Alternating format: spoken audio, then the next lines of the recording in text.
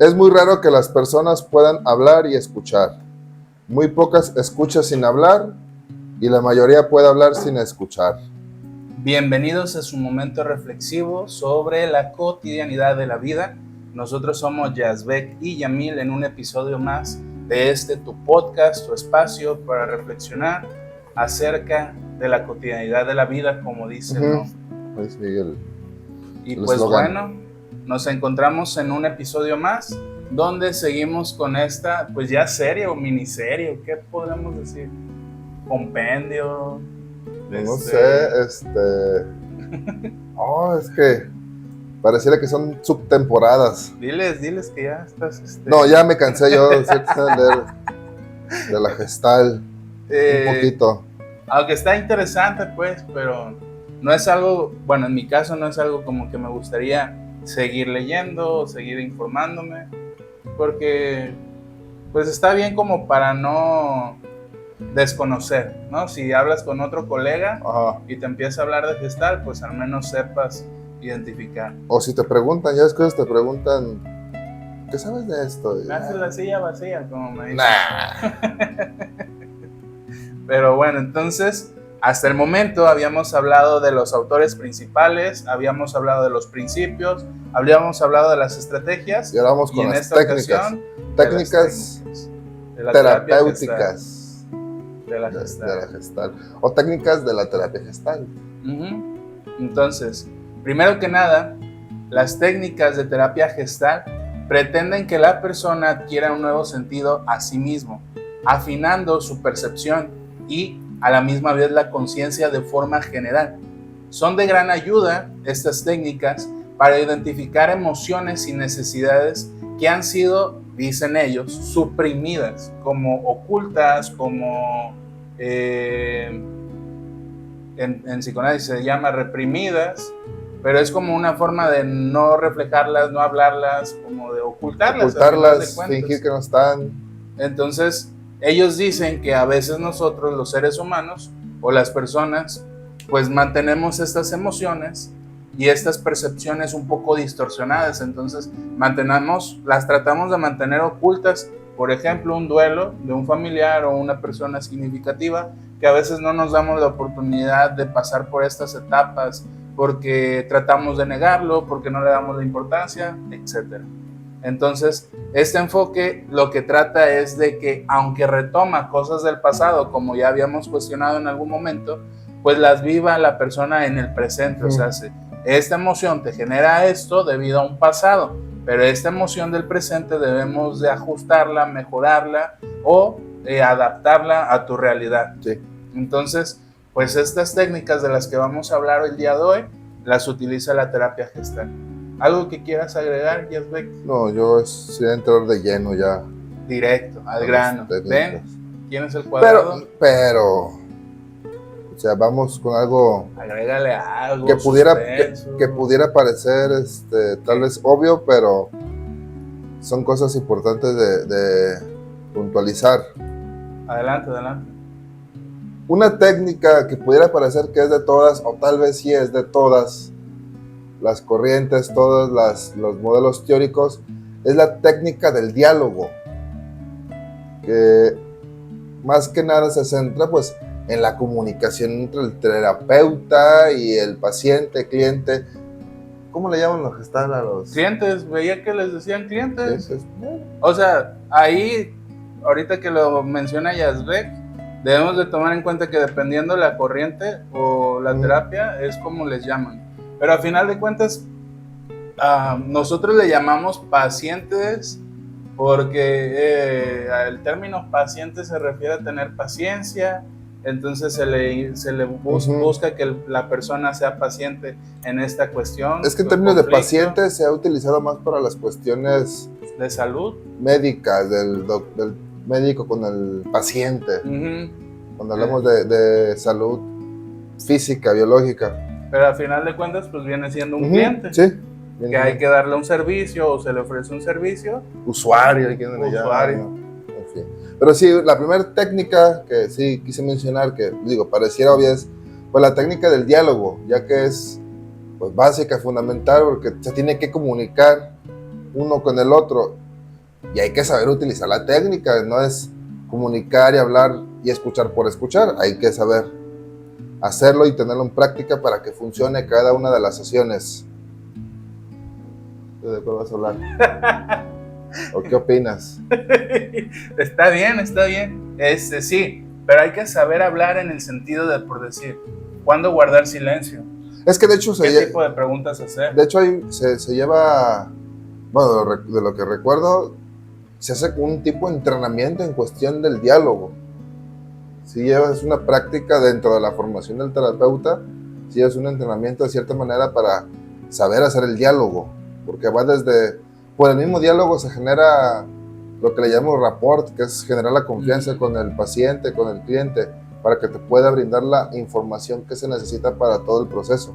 Entonces, sí, se escuchará diálogo como nomás platicar el uno con el otro, pero en términos de terapia, como técnicas, sí se ocupa, pues vaya, práctica para poder emplearlo. Sí, entonces, pues bueno, sí, es obvia, pero todas la utilizaron. Sí. O todas la utilizan. Entonces, yo voy a hablar de la más famosa, de la más conocida por ellos, que es la silla vacía. Esta técnica es definitiva y es una técnica que utiliza la terapia gestal, más reconocida y más utilizada por los terapistas. Les llaman terapistas gestálticos. ¿En serio? Órale. Debido a su sencillez y efectividad para liberar emociones. Sin embargo, ahí voy a meter mi cucharón. Se necesitan cuestiones de rasgos más psicóticos, aunque para algunos van a decir, ¿por qué dicen que rasgos psicóticos o por qué nos están generalizando? Porque una persona que es más un poco de estructura neurótica no tiene la capacidad para imaginarse que aquí en esta silla, si no estuviera Rito, colocamos a una persona significativa de su vida. Entonces, estas personas neuróticas a veces necesitan más el contacto de la persona y la presencia. Y al imaginarse, tratar de imaginarse a la persona, para algunas personas es más difícil. Pero las personas que tienen mayores rasgos psicóticos, obviamente les puede funcionar muchísimo. Entonces, el objetivo de la silla vacía es generar un diálogo otra vez, volvemos al diálogo, pero un diálogo emocional con algún aspecto de nosotros mismos o de una persona importante, imaginando que se encuentra sentada esa persona en esa silla.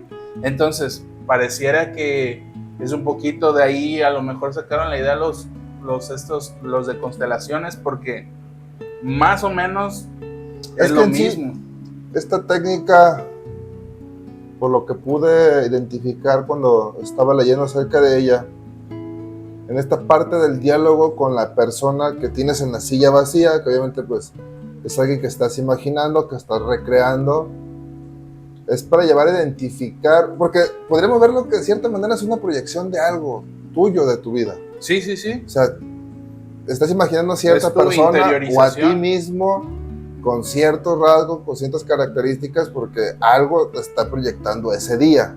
Vemos que es el tiempo presente. En ese momento, ajá. Entonces, de cierta manera, puede ayudar a identificar qué es lo que siente esa persona de la silla vacía, y esto puede dar cierta información, ciertos datos al terapeuta a identificar que, pues bueno, son rasgos propios, que ahora ya los puedes externar, ya los puedes hablar, porque oye, no estás describiéndote como que soy yo, siento esto, sino como que diciendo, él siente esto, siente aquello, o él me está provocando esto, él me está provocando aquello. Ya es, pues de cierta manera, hablarlo ya de forma en tercera persona, tal vez. Sí, sí, sí, desde la otra perspectiva. Ajá. Que podría tener la otra persona, porque estaba leyendo y decía que incluso en la misma estrategia o en la técnica se le pide a la persona que primero coloca a esa persona o a sí mismo en esa silla, que una vez que habló o hizo el diálogo emocional con ella, ahora cambie de silla y se ponga en el lugar de esa persona, reflejándose en ese momento quién es él o ella. Entonces, pareciera que es interesante, pues, o sea, colocar a una persona con la que no has podido comunicarle tal vez una situación desagradable o traumática. Ahorita se me venía a la mente, por lo que acabo de atender el día de hoy, una adolescente de 16 años que fue abusada a los 6 años por su abuelito y que a ella aún así lo ama y quiere que él la ame a ella. Entonces, para nosotros sería porque, o sea, para un ser humano, aunque somos psicólogos, pero para un ser humano sería, ¿por qué no lo odias? Si abusó de ti, de tu integridad.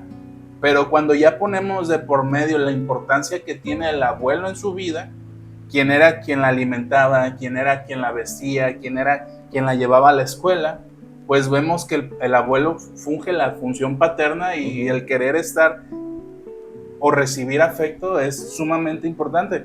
Pero en este ejercicio, pues, colocaría al abuelo, le diría de su tristeza, hablaría con él, le expresaría cómo se siente actualmente y después se buscaría que ella fuera consciente y generara un diálogo de lo que el abuelo, ¿por qué lo hizo?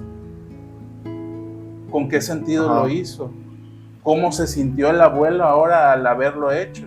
Y tratar de generar ese diálogo y discurso. Sí.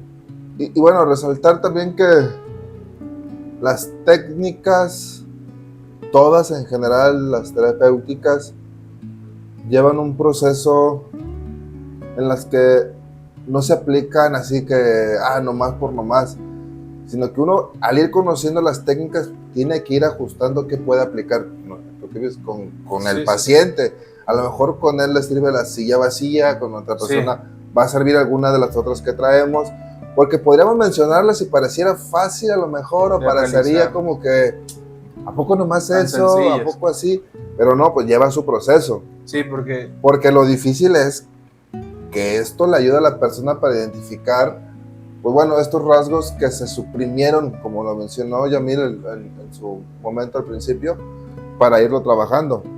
Sí, porque ahorita que lo mencionas, imagínate que pones a una persona que tenga más desarrollados los rasgos psicóticos y esto le genera una crisis psicótica y de repente pues se desborde. Tengo un desborde emocional. Entonces, y tú ya no puedas controlarlo o no saber qué hacer porque quisiste experimentarlo y no te informaste y dijiste, lo vi ahí en YouTube, dicen que pues nomás es colocar a una persona. Y paso 1, 2 y 3, ya quedó. Y no, pues... No es así. No. O sea, yo no me atrevería a hacerlo porque no he estudiado de la Gestalt, no sé con qué finalidad a profundidad se realiza esto y obviamente a veces los terapeutas, aunque la otra vez mencionamos que lo hacemos porque es algo innato, algo que estudiamos y no lo enfocamos a un modelo como tal, sino que es algo más general, pues a final de cuentas tú sabes por qué lo haces, tú eres el profesional. Y estas técnicas, o el propósito más de esta vez de hacerles menciones más informativo que formativo. Sí. Es más que conozcan, que puedan investigar sobre ellas, si les llama la atención formarse de esta corriente, que vean qué técnicas que se utilizan y por reafirmar si sí es por ese camino por el que quieren ir. O que un paciente lo escuche y que a lo mejor su terapeuta es gestal y le diga, oye, escuché que así esta técnica, me gustaría ver si la podemos implementar. Exactamente. O sea, se vale, todo se vale a final de cuentas. Pero no es para que lo hagan. Pongan a hacerse pruebas ahí. Vamos a poner al final un anuncio donde prohibido hacerse en casa, no realizar. Pero bueno, entonces, otra técnica de la que deseas hablar. Ok, se llama técnica del yo-tú, no YouTube. Yo, o sea, de yo y tú. Yo y tú. Esto se utiliza para trabajar con las partes de la personalidad que aún no están integradas o que aún no han llegado de cierta manera 100% al conflicto por el que se está yendo a la sesión con el terapeuta. El terapeuta le puede decir o puede trabajar con el paciente y que hable desde su propia perspectiva, o sea, yo, qué es lo que está sucediendo. Y después, aquí parecido a la de la silla vacía, que cambie de lugar y que ahora lo vea de otro lado, o sea, como un tú. O sea, primero lo problema como yo y después lo verá como si fuera el tú. para que sean dos perspectivas diferentes. Y esto lleva a lograr una mayor comprensión, no al terapeuta, sino al paciente, una mayor comprensión de la situación que está viviendo. Uno de lo que pudiera parecer desde su perspectiva personal y otra diferente, pero que a final de cuentas también viene a ser suya porque él está recreando a esta otra persona que está viendo aquí a la problemática o situación que se está viviendo. ¿Qué? ¿Eso quiero decir algo? No, sí. No, acuérdense que cuando yo me quedo escuchando es porque estoy tratando de asociarlo a experiencias que he vivido y a personas que he atendido. Pero sí, o sea, esta técnica de la que habla Yazbek suele pasar mucho en consulta. Hoy me pasó 2 veces. Una con un hombre de 30 y algo y otra con la muchacha de las que le comentaba hace ratito, de la paciente, donde la paciente hoy me hizo un berrinche. Primero me dijo, Yamil, psicólogo, no quiero pasar hasta las 4 de la tarde. Y se regresó. Le dije, te van a sancionar, vente. Ya iba toda enojada, no, yo te dije que quería pasar hasta la tarde, bla, bla, bla. Se sienta y a los 2 minutos se para y se va. Y una compañera de ella le dijo, ¿por qué te vas? Vente. La regresaron, se sentó otra vez y empezó a decir, no, pues yo no voy a hablar de nada y hazle como quieres, pero no te voy a decir nada. No me quisiste pasar a las 4. Y entonces, o sea, en estas situaciones, nosotros como psicólogos debemos de tener la paciencia y tolerancia de reconocer que el paciente está viviendo algo, por algo se está comportando y manifestando esta conducta. Sin embargo, a veces, pues la desconocemos y los que tienen poca experiencia, recuerdo a muchos, e incluso yo me incluyo en su momento, que te enojas, dices, a ver, pinche mocosa, ¿por qué no te quieres sentar? Entonces ya en esta técnica que dice Yazbek, yo le hice saber, a ver, primero que nada, fulanita, paciente, ¿cómo te has comportado el día de hoy? ¿Por qué hiciste esto? ¿Te gustaría que yo me comportara como tú te has comportado? Yo en otras ocasiones me he levantado, te he dejado hablando sola o he tratado de retarte como el día de hoy tú lo hiciste, y ya empiezan a reflexionar. O sea, el yo-tú o el tú-yo es esa parte donde juegas y tratas de que el otro identifique cómo te puede hacer sentir o cómo se puede sentir ella misma si la tratan de cierta manera. Y entonces ya empezó, no, psicólogo, yo sé que no me ha tratado así, pero es que tenía algo que decirle. Y ya cuando le dije, mira, si no quieres hablar, no pasa nada, pero te voy a ver dentro de 2 semanas porque tengo otros pacientes que ver y tú estás desaprovechando tu sesión. No, ya deme 10 minutitos más, hay que seguir hablando. No, ya no te puedes salir con la tuya, porque como son adolescentes que no están estructurados, pues necesitan esta parte. Pero eso, o sea, hacerle saber al paciente, incluso en las parejas pasa mucho, cuando se enojan, se alteran, pues, discuten. Es algo que se utiliza porque tú ves desde un punto de vista, ¿no? Alguna situación que esté pasando, y a veces en terapia de pareja te dice, a ver, ahora trata de imaginar que tú eres ella y recrea el mismo acto que estás haciendo. ¿Qué sensaciones tienes? ¿Qué emociones tienes? ¿Te agrada? ¿No te agrada? Sí. Entonces sí lleva a una perspectiva más amplia y a un punto de reflexión más alto, en el que a lo mejor te puede llevar hasta extinguir a lo mejor la conducta, la situación que está viviendo. Y recordemos que un principio básico de la terapia psicogestal, gestal es hacerse responsable. Responsable. Siempre es eso. Hazte responsable de lo que está sucediendo. Es como el fundamento básico de eso. O sea, todo esto que hemos hablado, la silla vacía, el diálogo emocional, esto del yo, tú, yo, es hacerse responsable al final de cuentas. Y pues bueno, veamos otra técnica. Asuntos pendientes. Esta técnica tiene el objetivo de trabajar con los asuntos que aún no se han sido resueltos por la persona y que de una u otra manera le limitan en un área de su vida.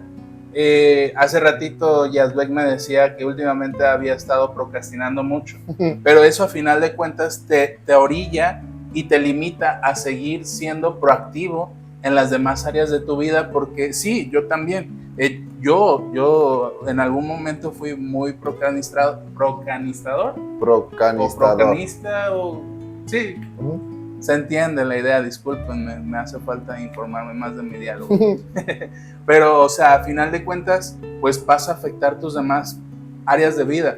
Dejas pendientes, entonces esto busca, volvemos a que la persona sea responsable y que vaya solucionando cada uno de estos pendientes, pero a través de priorizarlo. A ver, tengo estos asuntos, ¿cuál es el de mayor prioridad?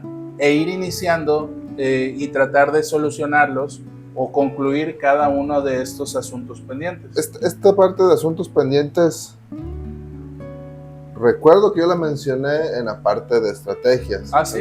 Como estrategias. Y sí suena muy parecido.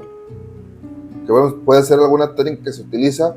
Y sobre todo también es para hacer el cierre de aquellos asuntos pendientes que no has trabajado, de los cuales no te has hecho responsable, y es para pues continuar con otras situaciones, pero más que nada, o sea, el asunto pendiente, trabajarlo para ya darle cierre, ya concluirlo de cierta manera hasta cierto punto.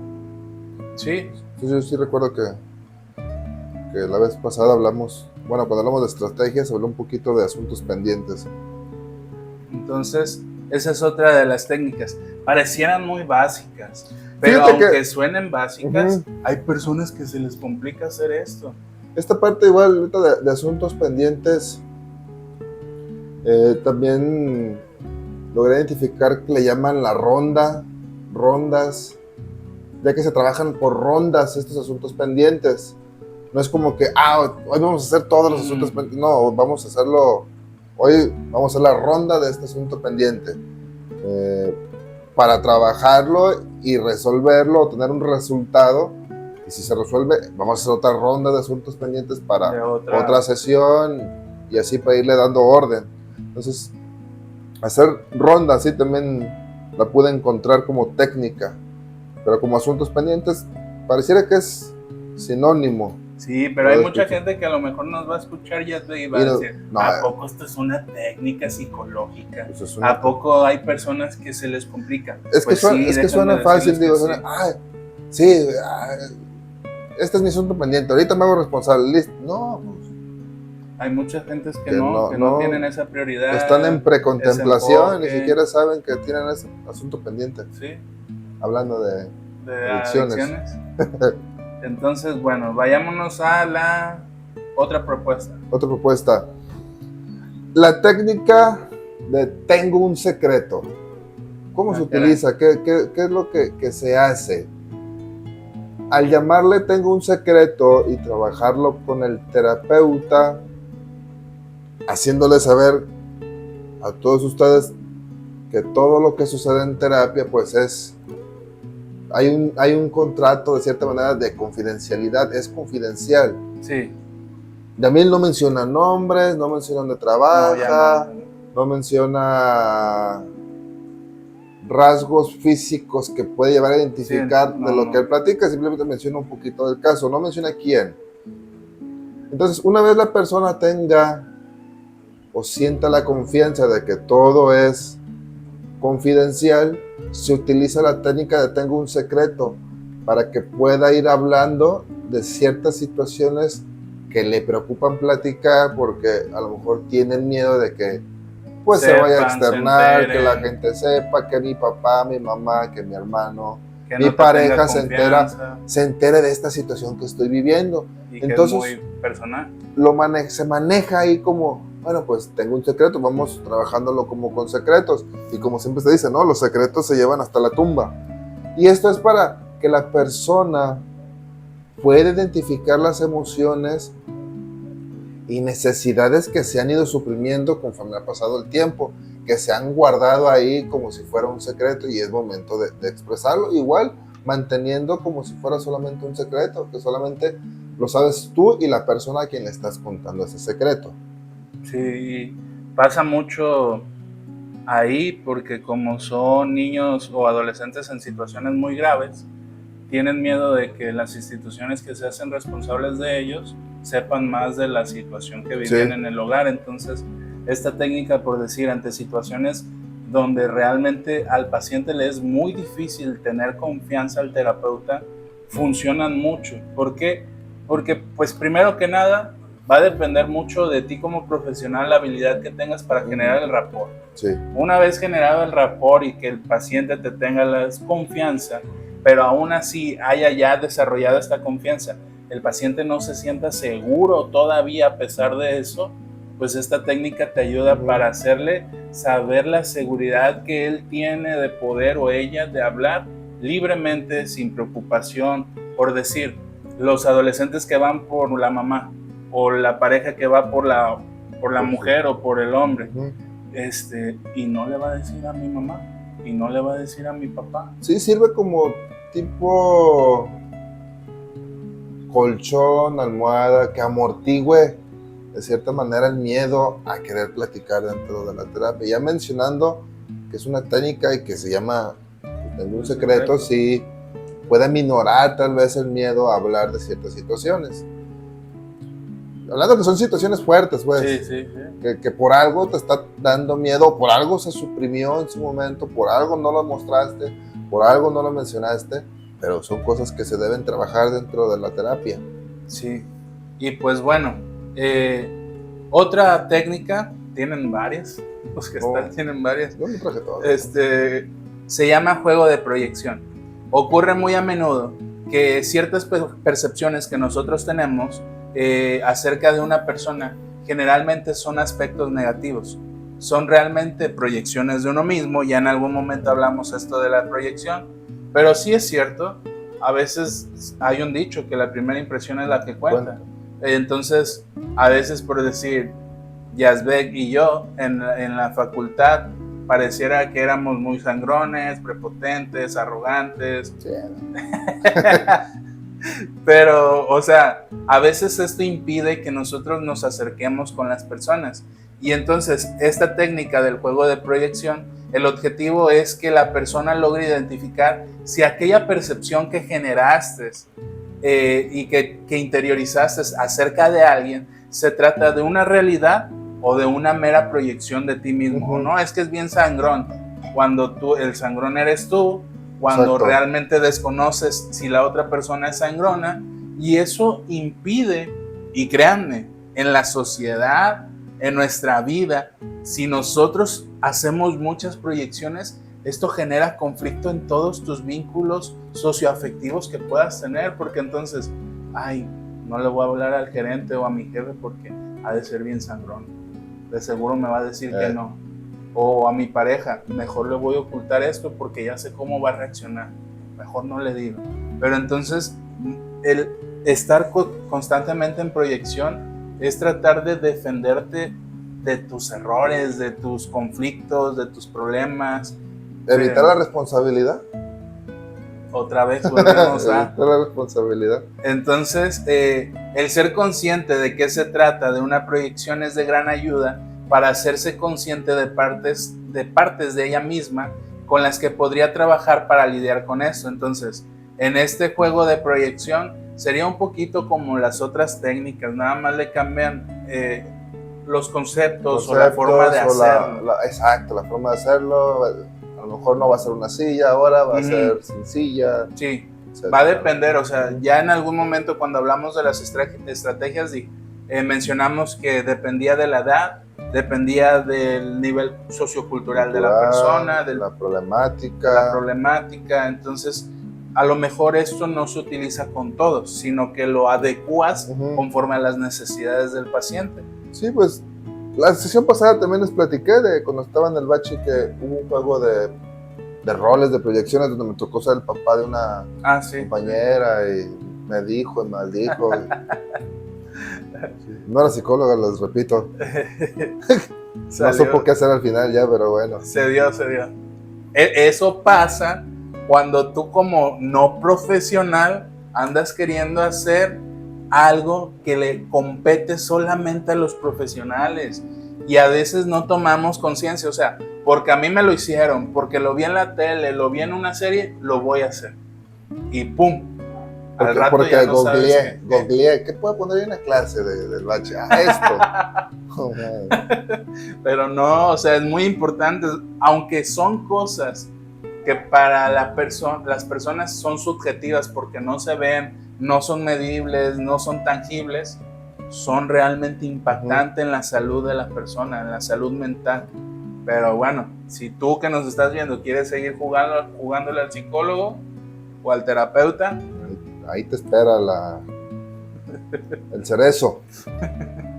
Bueno, una técnica que igual está enfocada en la parte de hacerse responsable, y por lo que leí ya se aplica en un punto donde la persona ya tiene cierta madurez terapéutica para poder, no sé, no tomarse muy a pecho lo que está sucediendo, y se llama técnica del ritmo de contacto y apartamiento. ¿De qué trata? Se lleva una reflexión de la relación que se tiene como paciente y el entorno en general. Y dentro de esta técnica se trabaja aquello con lo que, manteniendo contacto, me puede ayudar en el aquí y el ahora a sobrellevar mi conflicto, y de qué me tengo que apartar. Aunque este apartamiento puede de cierta manera causar alguna molestia, por eso digo que tiene que mantener cierta madurez. Apartarse de ciertas cosas, personas, situaciones que están en mi entorno al día a día, que pareciera que son buenas, pero no lo son tanto.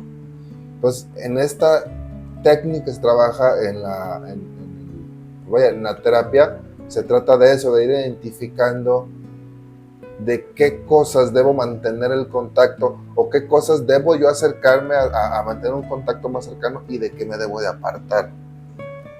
Un ejemplo sería algo que recordaba hace poco que hablamos tú y yo, de las personas que a veces detectan que en su ambiente laboral no es lo más sano.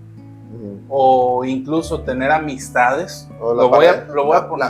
La pareja también, pero es que la pareja es más complicado. No, exacto. Son necios y tercos de estar ahí. Por eso menciono que tiene que tener un nivel de madurez terapéutico ya. Porque si tú le dices, a ver, aléjate de tu pareja. Pues, ¿cómo? ¿Quiere que me divorcie? ¿Quiere que me separe? Pues en terapia, o sea, no es dar instrucciones, o sea, no vamos a decirles qué hacer y qué no hacer.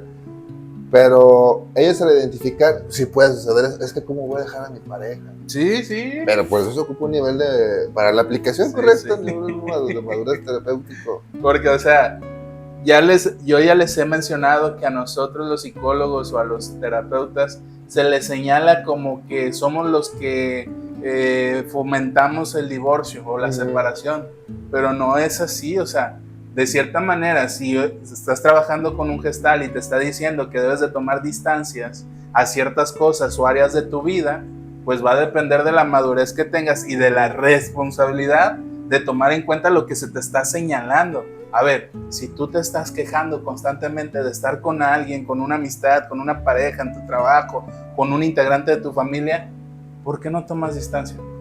No, es que es mi papá, y ¿cómo pues me voy a distanciar de mi papá? Familia. O es mi hijo, ¿cómo lo voy a dejar solo en adicciones? Usted me pide que lo deje. La responsabilidad que asumas son las consecuencias que a futuro vas a tener. El otro día está hablando Chávez, no sé si supiste, pero su hijo Chávez Jr. estaba en un anexo, que él, ahorita voy a explicar sobre eso, pero él explicó la diferencia entre anexo y clínica, que fue un anexo donde Chávez papá también estuvo en Guadalajara, y él al irlo a visitar y ver que el anexo estaba en las mismas condiciones, que él empezó a enojarse, que cómo que mi hijo está aquí, que me lo voy a llevar, y tengo que apartarlo. Julio César Chávez, como... pues no, ahora sí que no es de apartarlo, ahora hay que dejarlo que tenga contacto. Vívela. Que sea responsable. En adicciones se dice vívela. Entonces, pero sí, o sea, si no tuviera, él dice, en la entrevista dice que es una forma de trabajar tu ego. Ajá, reducirlo, ¿cómo dijo? Es reducción de egocentrismo. Reducción de egocentrismo, no sé qué palabra o frase le dio. Pero sí, o sea, en esos lugares tú dices, caray, huele feo, estoy entre puras personas. No hay colchones. No hay colchones. Verduras. Duermo en el piso, como verduras podridas. Nos vayamos diario, juntos. encuerados todos, de 5 a veces hasta le toca la parte al otro porque pues van todos juntos. Pero sí, o sea, es eso, distanciarte. ¿Por qué? Porque si estás cerca todavía del ambiente que te mantenía igual, pues nunca te vas a ser responsable. Te vas a mantener en una zona de confort que no te haga avanzar o motivarte. Pero apartarme de donde estoy trabajando, es ahí donde no, me tengo que ser responsable y aquí tengo que mantener contacto. Aquí sí. A lo mejor. Si no, yo te decía, a veces debemos de evaluar y determinar, ver opciones. A ver, sí, ya llevo cierto tiempo, con algunos compañeros sí me llevo bien, pero debo de equiparar mi salud mental donde tener convivencia constante con esta persona, con mi jefe. Pero ahí Chávez Jr. se aventó un año. Un año. En el anexo. No, aquí los quieren meter 3 meses. 3 meses, 4. Pues eso es lo que duró él en otras ocasiones. En las clínicas de su papá, pues estaba 2, 3 meses en clínica del papá, a gustito, alberca, comida. Es el hijo del patrón. Sí, pero bueno, entonces, siguiendo un poco esta técnica que mencionó Yazbek, yo les voy a hablar de de la exageración. Esta otra técnica de la terapia gestal tiene como finalidad facilitar a la persona la apertura de sentimientos y emociones que se manifiestan de forma inconsciente a través de sus gesticulaciones, de sus movimientos involuntarios o de la forma de mantener una conversación con las personas. Entonces, esta persona del otro caso que les había hablado, que nada más mencioné, el de la muchacha, tiene 33 años la persona, pero su forma en las pruebas proyectivas salió que él es una persona socialmente agresiva. Y hagan de cuenta que la forma de él hablar es por decir, estábamos hablando, ¿me entendiste, carnal? ¿Me entendiste? Eso ya es como imponer a través de tu discurso si no me entendiste, estás tonto tú. Y el colocar. ¿Entendiste? Sí, y su forma de sentar es muy amplia, así hacia adelante. O sea, cuando se sienta en el sillón, se sienta así como patrón. Esas formas de ser, ellos no las perciben, pero obviamente son violentas. Y hoy tuve una casi discusión con él de su parte, porque me decía, no, es que tú, carnal, yo psicólogo, carnal, es que tú estás exagerando, yo soy así, ¿cómo quieres que cambie? Pues así es mi forma de expresar. Pero, o sea, la gesticulación, la forma de los movimientos, sí. Y ellos no se dan cuenta. Entonces, en la exageración, es tratar de que él espeje, como algunos dicen. A ver, si una persona habla así como tú, se dirige como tú, utiliza los movimientos como tú, obviamente es porque ha sido violentada y es la forma de comunicarte que tú has generado. Pero date cuenta que esas gesticulaciones, estos movimientos son a través de una conducta o comportamiento agresivo, pero a veces les es muy difícil. Hasta cuando ya lo ven en otra persona dicen, no, él sí es violento, pero yo no. Sí, pero imagínense. Porque yo así soy. Pero imagínense, o sea, utilizamos por decir el de proyección o el yo, tú y pues ya es un conjunto de técnicas que le ayuda a reforzar cada una de las cosas que hasta el momento hemos hablado. Y obviamente va a haber técnicas que se van a incorporar a otras o nos van a ayudar para poder reforzar esta parte. Pero está interesante, o sea, ya cuando lo leemos y hablamos de ello, pues decimos, sí funciona. No, es cuando ya puedes ver en qué casos utilizarlos. No utilizarlos, sino proyectar cómo funcionaría en ese momento. Es cuando se vuelve interesante. Sí. Yo, de mi parte, yo ya no tengo técnica. ¿Cómo? Si son un montón. ¿Pero qué? A ver qué voy a hablar. Vas a poner aquí en las cámaras. Para mí ya se hacía repetitivo y puede que suene así porque son muy no soy experto en el tema, pero puede sonar muy repetitivo la silla vacía y el yo, tú, porque se iba enfocado al ver desde otras perspectivas la misma problemática. Entonces, pues iba a terminar hablando más de cuestiones imaginarias y reflexivas para llegar al mismo punto. Entonces, yo de parte englobé las que me parecieron, que es una interpretación mía, parte de lo que era la Gestalt, que fueron las más importantes. Pero entonces le dejamos hasta aquí. Tú traes otra, yo ahí traes una... Sí, pero miren, las estaba leyendo y de cierta manera cambian muy pequeñitas las instrucciones, el objetivo, la finalidad, pero son casi muy similares algunas, por decir la de ahorita de exageración y la que tú hablaste de acercamiento y distancia, son muy parecidas. Pero bueno, voy a hablar de una más, que es el lenguaje personal versus impersonal. La finalidad de esta técnica es hacer consciente a la persona de cómo se dirige ella misma y volverse un agente activo o no pasivo, haciéndose responsable de lo que ocurre. Pero miren, hasta ahorita, aquí lo paro, suena muy similar a la que acabo de mencionar hace ratito. O sea, el lenguaje personal es aquello de lo que soy consciente que hago, y el impersonal es aquello de lo que no sé que hago, de lo inconsciente. Entonces, el lenguaje impersonal, a final de cuentas, buscamos que él sea consciente.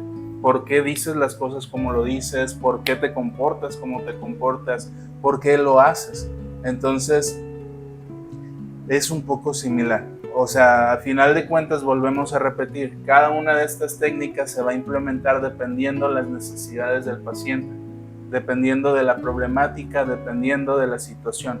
Pero a final de cuentas, quien sabe de estas técnicas, quien las domina o quien conoce a profundidad cada una de ellas, obviamente nos puede hablar que sí, aunque tienen similitudes, se utilizan en diferentes aspectos. Sí.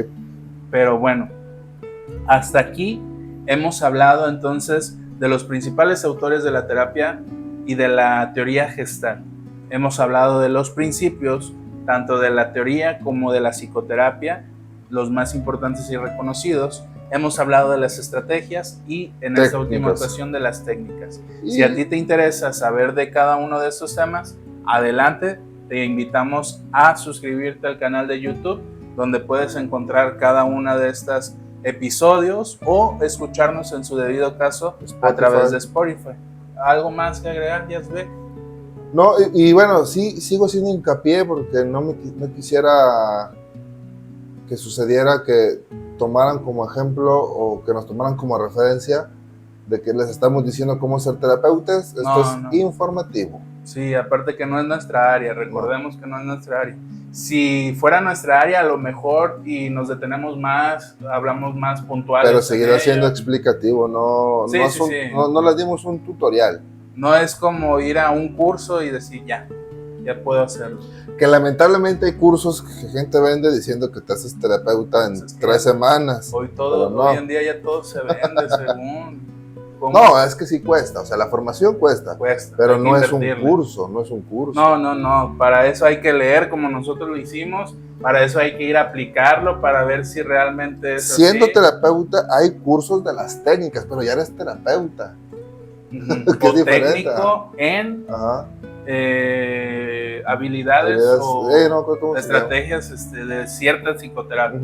Por decir, yo voy a ir a hacer un curso de técnicas proyectivas, pero voy a ser técnico ya como especialista o profesional que sabe aplicar eso. El fin, Sí. Está bien. Entonces, pues hasta aquí hablamos de la Gestalt, ya Yazbek ya se había falta ver si vamos a poder conseguir hacer la entrevista y posteriormente veríamos, no nos adelantemos, pero veríamos otro modelo psicoterapéutico, ya sea el psicoanalítico, el cognitivo-conductual o ¿cuál otro habíamos dicho? Sistémico. El sistémico, creo. Entonces, pues hasta aquí nuestra parte. También los invitamos a seguirnos en la página de Facebook y pues que nos apoyen. Somos 2 egresados ya desde hace 6 años ya. 2018 egresamos. Ya 5 años. 5 años, entonces le sabemos a la movida un poquito, aunque nos hemos enfocado en diferentes áreas, en lo organizacional, en lo clínico, pero de cierta manera nos mantenemos informados y esto inició como una forma de compartir a las personas lo que es la psicología y lo que vivimos a veces en nuestra vida cotidiana sin detenernos en pensar y reflexionar de ello. Así es. Entonces, por nuestra parte ha sido todo. Suscríbanse, nos vemos en un próximo episodio y hasta luego.